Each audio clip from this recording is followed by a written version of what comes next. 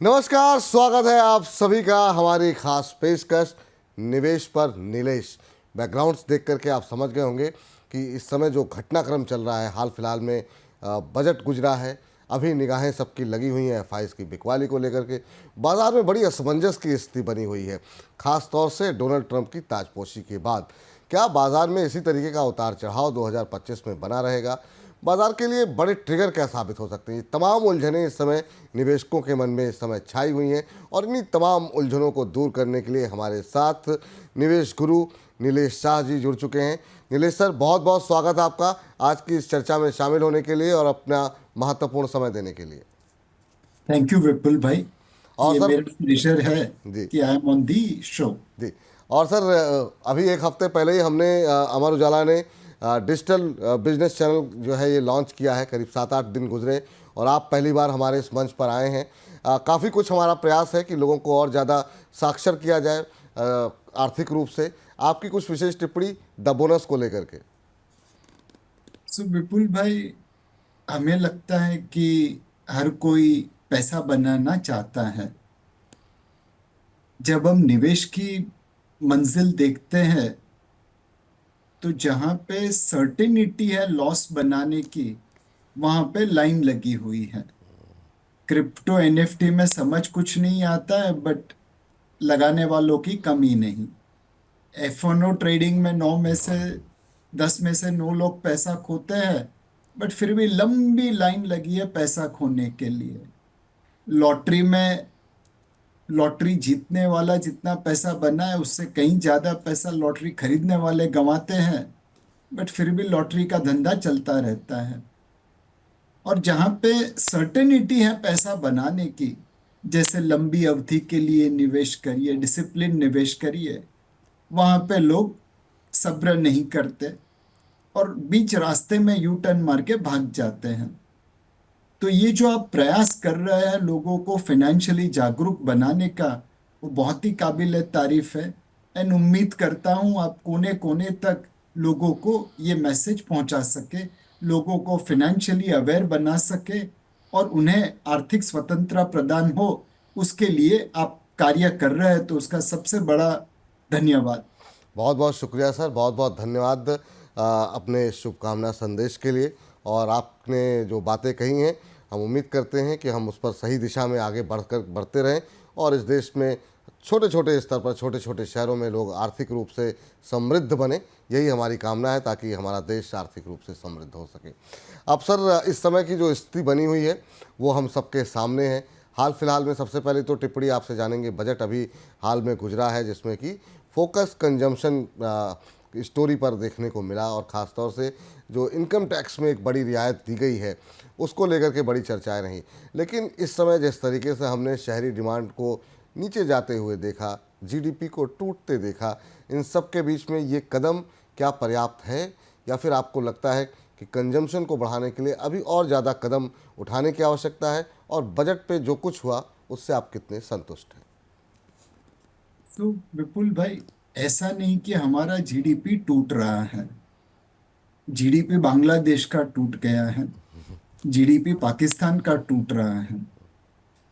हम आज भी दुनिया के फास्टेस्ट ग्रोइंग मेजर इकोनॉमी में से एक हैं।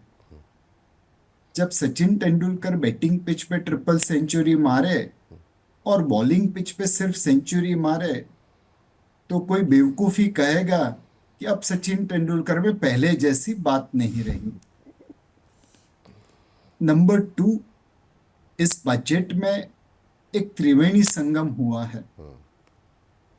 पहला त्रिवेणी संगम है कि हमने कंजम्पशन को बढ़ावा दिया। 1 लाख करोड़ रुपया मिडिल क्लास टैक्स पेयर्स के हाथ में रखा है। भाइयों और बहनों, आप खर्चा करिए। अब मिडिल क्लास टैक्स पेयर्स की जिम्मेवारी बनती है कि यह पैसा भारत में खर्च करे। अगर ये पैसा लेके आप सिंगापुर, थाईलैंड, यूरोप, अमेरिका चले गए, तो भारत की इकोनॉमी को कोई फायदा नहीं। दूसरी चीज, इस बजट में कैपिटल एक्सपेंडिचर पे फोकस है। ग्रांट और एड मिला के तकरीबन 17% ग्रोथ है रिवाइज्ड एस्टीमेट के ऊपर। पिछले 10 साल में भारत ने अपना इंफ्रास्ट्रक्चर दुगना कर दिया, तो उस पे आज भी काम चालू है, वो काबिले तारीफ है। इंफ्रास्ट्रक्चर बनता है तो उसकी मल्टीप्लायर इफेक्ट दुगनी से 3 गुनी इकोनॉमी में over a period of time दिखती है। तो हमारे आने वाले ग्रोथ के लिए भी ये बहुत अच्छा है। और तीसरा, इतना खर्चा, इतना निवेश करने के बाद भी फिस्कल प्रूडेंस का पाथ सरकार ने नहीं छोड़ा। कोई माँ बाप नहीं चाहता कि अपने बच्चों पे कर्जा डाल के जाए। जितनी चद्दर हो उतने ही पैर फैलाए, ये हमारे को बरसों से सिखाया गया है। सरकार भी हमारी माई बाप है, लेकिन जनरली उनके पैर चद्दर से बहुत बड़े होते हैं। अब कोशिश कर रहे हैं कि थोड़े कम बड़े हो। तो ये जो त्रिवेणी संगम में फिस्कल प्रूडेंस का, कैपेक्स कैपिटल स्पेंडिंग का और कंजम्पशन बूस्ट का, ये बहुत ही अच्छा है। ऑब्वियसली इंटेंट अच्छी है, एग्जीक्यूशन भी उतना ही शानदार रखना पड़ेगा, एंड लोगों ने भी उतना ही उन्हें सपोर्ट करना पड़ेगा। पैसा भारत में खर्च करना, प्रयागराज में डुबकी मारना, कहीं बाहर मत चले जाना। ये आपने अच्छा कहा कि पैसे बाहर जाके मत खर्च करो, और अगर खर्च ही करने हैं तो अपने देश में करिए। बहुत सारे इवेंट चल रहे हैं। सब एक जो चिंता बनी हुई है, ख़ासतौर से अगर हम शेयर बाज़ार के लिहाज से देखें, वो चिंता बनी हुई है एफआईज की बिकवाली को लेकर के। 2025 में हमने देखा 93,000 करोड़ से ज़्यादा की बिकवाली ऑलरेडी हो चुकी है, और अकेले अकेले जनवरी महीने में 87,000 करोड़ से ज़्यादा की बिकवाली रही।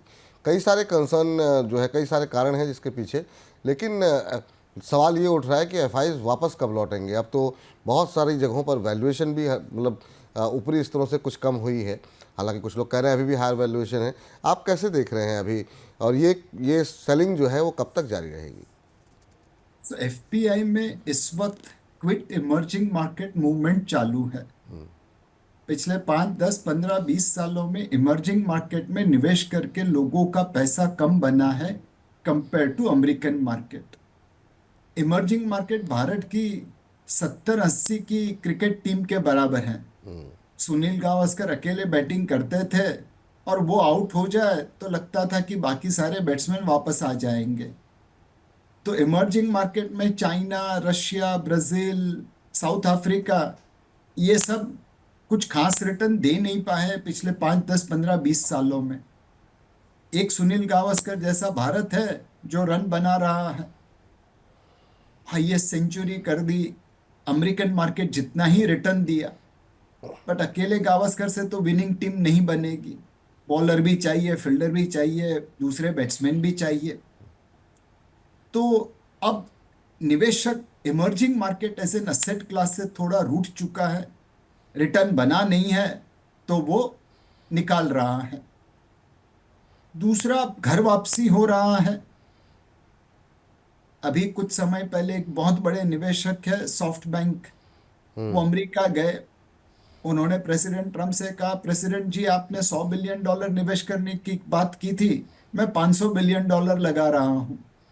अब अगर सॉफ्ट बैंक $500 बिलियन अमेरिका में लगाएगा तो जाहिर है कि भारत जैसे देश में कम लगाएगा या निकालेगा। बिल्कुल। तीसरी चीज हो रही है कि अमेरिका में ब्याज की दरें बढ़ी हैं। अगर वहां पे आपको ट्रेजरी में 4.5% मिल रहा है, तो फिर 8-10% रिटर्न के लिए आप भारत में क्यों आए? तो ये 3 चीजें, घर वापसी of American investor, high American interest rates, and quit emerging market, इस वजह से एफपीआई की सेलिंग कुछ समय के लिए चालू रहेगी, ऐसा लगता है। ये 2025 के अंदर ये वापस होते हुए दिखाई देंगे, या फिर आपको लगता है कि अभी इस साल जो है रुझान जो है अभी वापसी का ही रहेगा ज़्यादातर?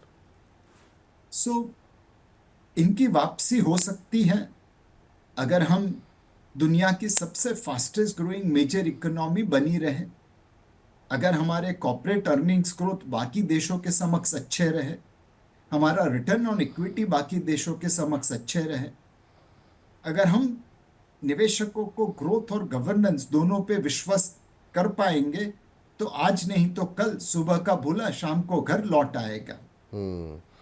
तो सर अभी एक जो बड़ी चिंता जो हेडलाइन में भी रही, दुनिया भर के इमर्जिंग मार्केट्स में हमने देखा जिस तरीके से डॉलर इंडेक्स बढ़ रहा है, उसकी वजह से इमर्जिंग मार्केट की करेंसीज कमज़ोर हुई हैं। भारत में भी काफ़ी तेज़ करेक्शन देखने को मिला। रुपया ऑल टाइम लो पे ट्रेड करता हुआ इस समय दिखाई दे रहा है। ये कितनी बड़ी चुनौती जो है दिखाई दे रही है आपको आरबीआई के लिए, गवर्नमेंट के लिए? क्योंकि यहाँ पर कोई भी कदम अगर आरबीआई या सरकार उठाती है तो वो बैलेंसिंग एक्ट रखना जो है वो काफ़ी आवश्यक हो जाएगा। ऐसे में आपको लगता है कि सरकार के लिए, आरबीआई के लिए बड़ा ही चुनौतीपूर्ण वक्त है ये? सो अगर रुपये को देखें तो उसकी तकदीर में गिरना तो लिखा हुआ है। हमारी महंगाई अपने पीयर ग्रुप से ज्यादा है। उनकी महंगाई 1-2% है, हमारी 3-4% है। दूसरा, हमारी प्रोडक्टिविटी उन लोगों से कम है। चाइना 7 दिन में वुहान में अस्पताल खड़ा कर देगा। हम तो 7 दिन में ये सोच भी नहीं पाएंगे कि अस्पताल बनाना है। खड़े करने की तो बात दूर रही। तो जो काम आप 7 साल में करेंगे और वो 7 दिन में करे, तो आपका रुपया गिर रहा है, उसमें नई क्या बात है? ये तो हमारी तकदीर में लिखा हुआ है। जब तक हमारी महंगाई गांव से ज्यादा होगी, प्रोडक्टिविटी गांव से कम होगी, तब तक रुपये को गिरना है, और वह हो रहा है। रुपये के गिरने के बावजूद आज भी डॉलर छोड़ के बाकी सब करेंसी के सामने तो रुपये ने अप्रिशिएट किया है। बट अपने भारत देश में कुछ ऐसे भी लोग हैं जो 30 दिन, 45 दिन, 15 दिन, 7 दिन का टाइम पीरियड देख के बताएंगे भाई रुपया गिर रहा है, रुपया गिर रहा है। तो उनको कैसे समझाए बिल्कुल। कि भाई रुपये को आप 7 दिन, 15 दिन, 30 दिन ऐसे मत देखो। 1 साल, 2 साल, 5 साल देखो। एक समय था रुपया 7-8% हर साल गिरता था। अब 2-3-4% गिरता है, और गिरना तो उसकी तकदीर है। आ, बात आपकी सही है, लेकिन हम बड़ी मुश्किल से महंगाई पर अब थोड़ा बहुत नियंत्रण कर पाए हैं। फूड इन्फ्लेशन भी नियंत्रण में आती हुई दिखाई दे रही है। सब्जियों की कीमतें घट रही हैं, अनाज की कीमतें थोड़ी सी सामान्य हुई हैं। ऐसे में अगर रुपया टूट रहा है तो डर इस बात का है कि हम फिर से आयातित महंगाई जो है वो हम महंगाई बिल्कुल जो है भाई, बाहर से ये आयात करें। एकदम ही निरीह गलत बात है। अच्छा। आपका रुपया सिर्फ डॉलर के सामने गिरा है, बाकी करेंसीज के सामने तो अप्रिशिएट हुआ है। और आपका सबसे बड़ा ट्रेड पार्टनर चाइना है, अमेरिका थोड़ी है। तो आयातित इन्फ्लेशन, इंपोर्टेड इन्फ्लेशन कितना बढ़ेगा ये तो कहना बहुत मुश्किल है, बट जितना भी बढ़ेगा वो बहुत कम बढ़ेगा। पर क्रूड सबसे ज़्यादा तो हम क्रूड ही इंपोर्ट करते हैं ना सर, तो क्रूड की। क्रूड के दाम तो बढ़े नहीं है। तो आपको लगता है उतना बड़ा कंसर्न नहीं है, मतलब जी। लोगों ने है ना, पहले वो निष्कर्ष पे पहुंचते हैं रुपया गिर गया, महंगाई बढ़ गई, और फिर डेटा ढूंढ के निकालते अपने आप को सपोर्ट करने के लिए। अगर आप निवेशक हैं तो नॉइस पे मत जाइए, अपनी रिसर्च करिए, अपना डेटा एनालिसिस खुद करिए। अपने आप को समझ आ जाएगा कि महंगाई उतनी बड़ी नहीं है। अभी भी आरबीआई की टारगेट रेंज 2 से 6% के आसपास है। ठीक सर। अगला प्रश्न अब म्यूचुअल फंड पे आते हैं सर। म्यूचुअल फंड में निवेश लगातार बढ़ रहा है, लेकिन हाल फिलहाल में अब लोगों की चिंताएं थोड़ी सी बढ़ी हैं। खासतौर से बहुत लोग जो कोविड के बाद पैसे लगा रहे थे, उनके मन में अब आशंकाएं, उन्होंने इस तरह की गिरावट नहीं देखी। पहली बार इस तरह का पैनिक मार्केट के अंदर बड़ी बड़ी गिरावटें देख रहे हैं। तो वो बीच बीच में हम देख रहे हैं कि जो नए निवेशक आए वो साल भर के अंदर, 6 महीने के अंदर जब उनके पैसे बन रहे थे तो एग्जिट रूट भी ले रहे थे। जो जितनी नई एसआईपी शुरू हो रही हैं तो बड़ी संख्या में एसआईपी लोगों की बंद भी हो रही है। ये कोई चिंता का विषय है क्या आप लोगों के लिए? अगर आप ट्रेडर हैं तो आपके लिए चिंता का विषय जरूर है। बिकॉज तब आपके लिए 1 दिन का रिटर्न, 6 महीने का रिटर्न, 3 महीने का रिटर्न मायने रखता है। अगर आप निवेशक हैं तो आपको कोई चिंता का विषय नहीं है। आजकल बहुत सारे लोग बेरिश हो चुके हैं मार्केट के ऊपर, अनाप शनाप बातें करते हैं। आप उनसे ये कहिए कि क्या आपको लगता है मार्केट इतना खराब है, तो निफ्टी को शॉर्ट कर दीजिए 5 साल के लिए। 5 साल के बाद अगर निफ्टी यहाँ पे होगा, इससे नीचे होगा, तो हम आपको पैसे देंगे, और यहाँ पे होगा या इससे ऊपर होगा तो आप हमें पैसे देना। मुझे नहीं लगता कि कोई आदमी इतना बेरिश होगा कि निफ्टी 5 साल के लिए शॉर्ट करे।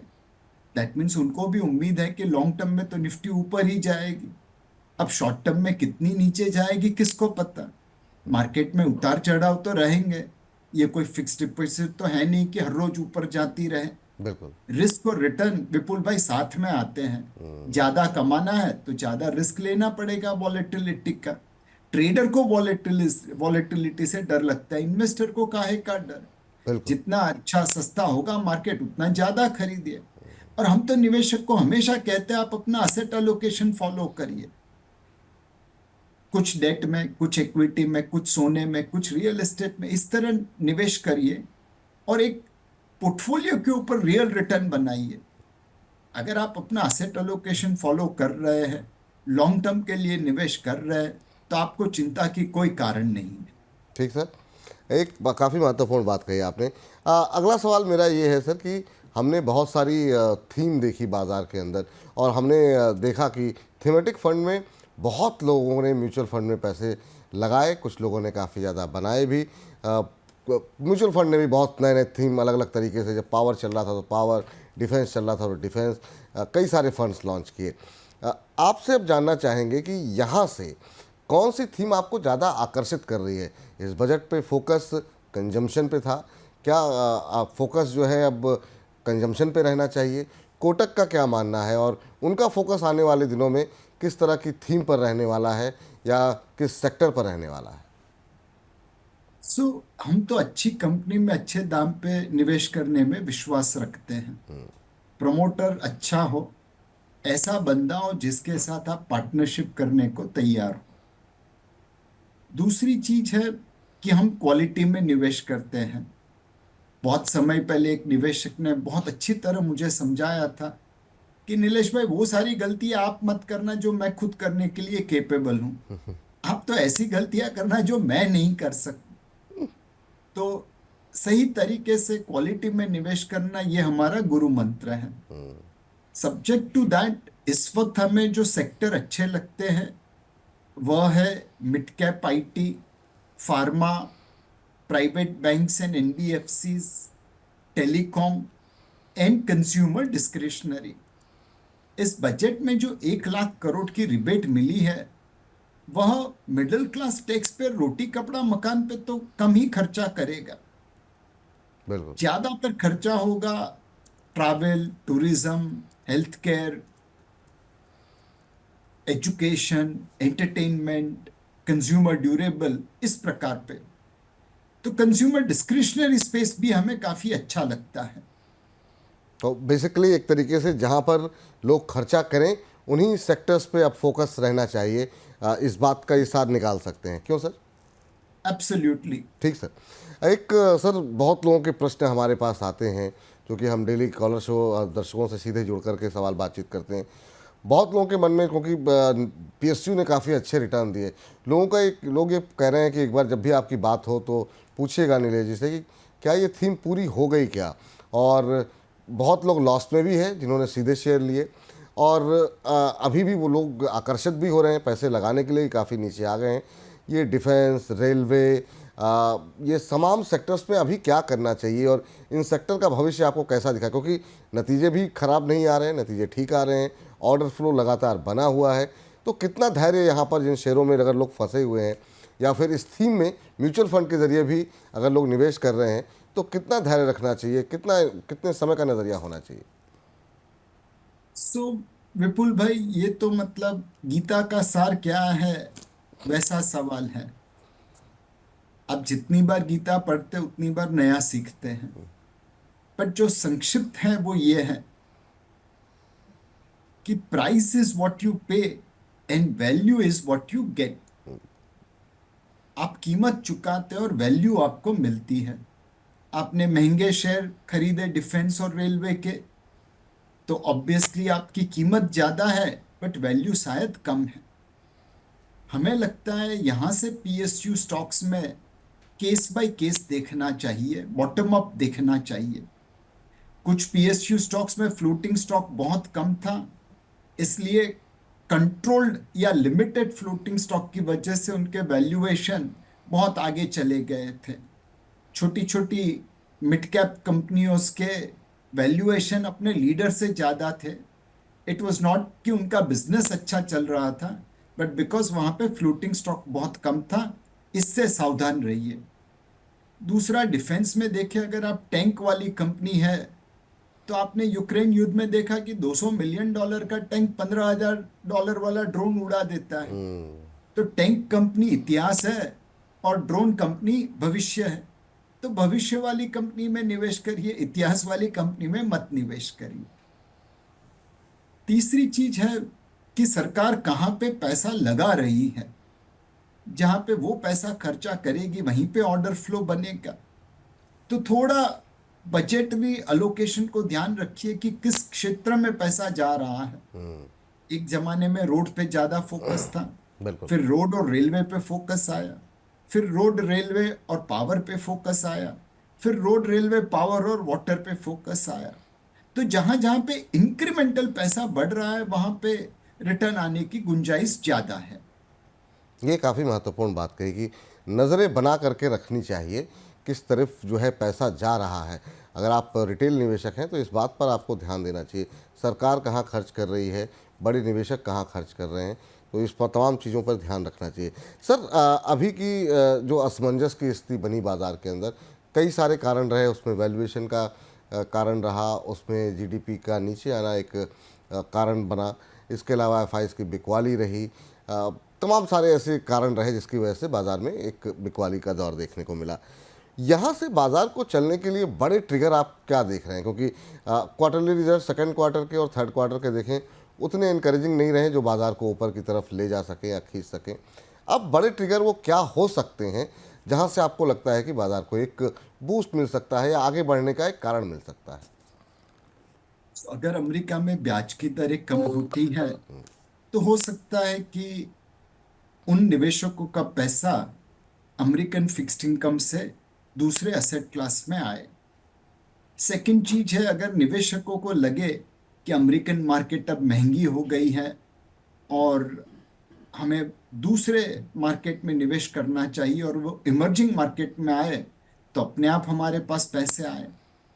तीसरा है कि अगर निवेशक भारत को इमर्जिंग मार्केट में अलग कर ले कि भाई भारत एक ऐसी कंट्री है जो पांचवी बड़ी अर्थव्यवस्था से तीसरी बड़ी अर्थव्यवस्था बन रहा है कुछ सालों के अंदर, वहां से वो दूसरी बड़ी अर्थव्यवस्था के पास जाने की कोशिश कर रहा है, 2047 तक विकसित भारत बनने की उम्मीद है। तो हो सकता है कि वो लोग इमर्जिंग मार्केट्स में भारत को अलग करके वहां पे निवेश करना सीख लें। और ये सब नहीं हुआ तो हमें अपनी अर्निंग्स ग्रोथ ऐसी बरकरार रखनी है, गवर्नेंस स्टैंडर्ड्स ऐसे अच्छे रखने हैं कि बाकी के लोग भटक भटक के यहाँ पे आ जाए कि यार यहाँ से बेच के गलती की, यहीं पे निवेश करना था। हमारे हाथ में यूएस फेड ब्याज की दरें कम करेगा वो नहीं है, हमारे हाथ में बाकी इमर्जिंग मार्केट अपने आप को अच्छा बनाए वो नहीं है। हमारे हाथ में तो सिर्फ यह है कि हम अपनी इकोनॉमी को अच्छी तरह चलाएं, अपने कॉरपोरेट सेक्टर को अच्छी तरह पैसा बना दे रिटर्न ऑन इक्विटी अच्छा बनाए, तो आज नहीं तो कल निवेशक आ जाएंगे। जी। सर, अब कार्यक्रम की समाप्ति की ओर हम लोग बिल्कुल बढ़ रहे हैं। एक विषय ऐसा रहा जिस पर हम लोग बात अब तक नहीं कर पाए हैं और जिसने बाज़ार को काफ़ी परेशान किया, और वो है डोनाल्ड ट्रंप। ट्रंप साहब की जब से ताजपोशी हुई है, अजीब सा एक भय का माहौल रहा, और अभी जो है टैरिफ वॉर को लेकर के पहले बाज़ार गिरा, फिर कनाडा और मैक्सिको को राहत दी गई 1 महीने की, फिर बाज़ार उछल गया, चीन पर इम्पोज कर दिया गया। क्या ये 2025 का साल, हम दुनिया भर के जो युद्ध थे वो सबसे तो निपट लिए, क्या ये ट्रंप साहब पूरे साल भर परेशान करेंगे? टैरिफ वॉर से भारत पर किस तरीके का असर देख रहे हैं? या आपको लगता है ठीक है अभी नया नया मामला है, 1-2 महीने के अंदर ये सारी चीज़ें सेटल डाउन हो जाएंगी? और इस टैरिफ वॉर का क्या भारत को नुकसान होगा या भारत इसमें से फ़ायदा उठा सकता है? सो इसमें अलग अलग प्रकार की पॉसिबिलिटीज है। ट्रंप साहब क्या करेंगे वो तो शायद उनको मालूम नहीं, हमें कहाँ से मालूम पड़ेगा। जी। हमने तो सपने में भी नहीं सोचा था या सोच सकते थे कि ट्रंप पनामा कैनल मांगेंगे, ग्रीनलैंड मांगेंगे। तो मेरे हिसाब से आने वाले 4 साल में वह अपनी अनाउंसमेंट से मार्केट को कुछ न कुछ देते रहेंगे। कभी सरप्राइज, कभी शॉक, दोनों आते रहेंगे। दूसरी चीज है कि कोविड के समय में अगर हमने अपनी इम्यूनिटी बढ़ा ली थी तो एक कोविड हुआ नहीं, हुआ तो पता नहीं चला। तो हमें तो अपनी इम्यूनिटी पे ध्यान देना है कि हमारी इन्वेस्टमेंट सही हो, हमारा ग्रोथ सही हो। तो ट्रम्प साहब जो भी कदम उठाएंगे हमें सबसे कम नुकसान होगा। फॉर एग्जाम्पल विपुल भाई, हमें तो ट्रम्प साहब को जाके बोलना है कि देखिए, आपके अमेरिका में जितने प्रोग्राम्स चल रहे हैं कंप्यूटर के, उसमें कहीं ना कहीं तो इंडियन फुटप्रिंट है, हमने लिख के दिया है। बिल्कुल। अब यही प्रोग्राम आप चाइना से लिखवाते तो आज तक आपकी नाक में दम आ गया होता। इतने वायरस निकलते, इतने बग्स निकलते कि आप चाइना के गुलाम बन गए होते। वो मन चाहे आपके पावर प्लांट बंद करता, मन चाहे व्हाइट हाउस के दरवाजे खोल देता, मन चाहे आपका एयरपोर्ट बंद कर देते, मन चाहे जो चाहे वो करते। बट बिकॉज आपने भारत से अपने प्रोग्राम लिखवाए, आपको इसमें से किसी भी चीज की चिंता नहीं है। तो जब भी अमेरिका और भारत ने पार्टनरशिप की है, विन विन पार्टनरशिप की है। चाइना से साथ पार्टनरशिप करेंगे तो ये तो दूध पिला के सांप को बड़े करने जैसी बात है। अल्टीमेटली आपको डंसेगा। तो अब आप डिसाइड कर लीजिए, विन विन करना है या डंस लेना है। ठीक। चलते चलते सर, आखिरी टिप्पणी, 2025 से क्या उम्मीदें रखें? क्या वो अपनी उम्मीदों को थोड़ा कम करना चाहिए? बीते सालों में 2-3 साल में जिस तरह के रिटर्न रहे हैं, वैसे रिटर्न की तो उम्मीद नहीं कर सकते हैं, पर क्या 2025 पॉजिटिव रिटर्न देकर के जाएगा? आपकी एक्सपेक्टेशन क्या है? 2025 में पॉजिटिव रिटर्न उनको मिलेगा जिन्होंने डिसिप्लिन से निवेश किया है। मेरे हिसाब से आज भी 2025 के पोर्टफोलियो में रिटर्न पॉजिटिव निकलेगा। गोल्ड के दाम अच्छे चल रहे हैं एंड वहाँ पे सेंट्रल बैंक बाइंग की वजह से तेजी बरकरार रहेगी। ब्याज के दरों में कटौती की वजह से लॉन्ग ड्यूरेशन पेपर में भी पैसा बनेगा और अच्छी क्वालिटी की कंपनी ली तो 2025 में भी वहाँ पे पॉजिटिव रिटर्न आ सकता है। महंगाई 3, 4, 5, 6% के आसपास है, तो सिंगल डिजिट रिटर्न भी मिले, हाई सिंगल डिजिट रिटर्न, तो भी वो रियल पॉजिटिव है। तो 2025 में भी पॉजिटिव रिटर्न आ सकता है, प्रोवाइडेड आप लंबी अवधि के निवेशक हो और आपने डिसिप्लिन से एसेट एलोकेशन को फॉलो किया है। नीलेश सर, जब भी आपसे बात करते हैं समय वाकई में कैसे बीतता है पता नहीं चलता। बहुत शुक्रिया, बहुत धन्यवाद। और ये जो आपकी तुलनात्मक अध्ययन होता है ना, क्रिकेट और बाज़ार को एक साथ लाने का, वो चाहे आपका गावस्कर का एग्जाम्पल रहा हो या सचिन तेंदुलकर का, वो बिल्कुल दिल जीत लेता है और हमारे रिटेल निवेशकों को इस तरह के एग्जाम्पल बहुत आसानी से समझ में आते हैं। थैंक यू सर, इतनी डिटेल चर्चा करने के लिए, इतना डिटेल एनालिसिस करने के लिए और अपना महत्वपूर्ण समय देने के लिए बहुत बहुत शुक्रिया, धन्यवाद। बहुत बहुत धन्यवाद। शुक्रिया। तो हमारी इस खास पेशकश को अब यहीं पर समाप्त करते हैं। लेकिन आज की जो चर्चा का लब्बो-लुआब रहा, जो सार रहा, वो यही रहा कि 2025 में अगर आप अच्छे शेयरों में निवेश करेंगे तो यहाँ पर भी अच्छे रिटर्न आते हुए दिखाई देंगे। जिस तरह के रिटर्न आपको बीते सालों में मिले हैं, बहुत अग्रेसिव टारगेट अपने लक्ष्य को लेकर के ना रखिए। दूसरा, थीम कौन सी चलेगी? मिड कैप, आईटी, टेलीकॉम, जहाँ जहाँ पर खर्चे हो रहे हैं वो तमाम थीम जो है वो आपको बेहतर रिटर्न आते हुए आने वाले समय में देते हुए दिखाई देंगे। कंज्यूमर ड्यूरेबल जैसे सेक्टर्स जो है वो अब बेहतर करते हुए दिखाई देंगे। तो फिलहाल हमारी इस खास पेशकश में इतना ही। आज का हमारा ये कार्यक्रम, हमारी ये चर्चा, हमारा ये इंटरव्यू कैसा लगा, ये कमेंट बॉक्स में जा करके बताइए। और अब तक आपने बोनस को सब्सक्राइब नहीं किया है तो सब्सक्राइब कीजिए, लाइक कीजिए और भी अपने दोस्तों के साथ शेयर कीजिए। मुझको फिलहाल के लिए इजाज़त दीजिए। फिलहाल के लिए नमस्कार।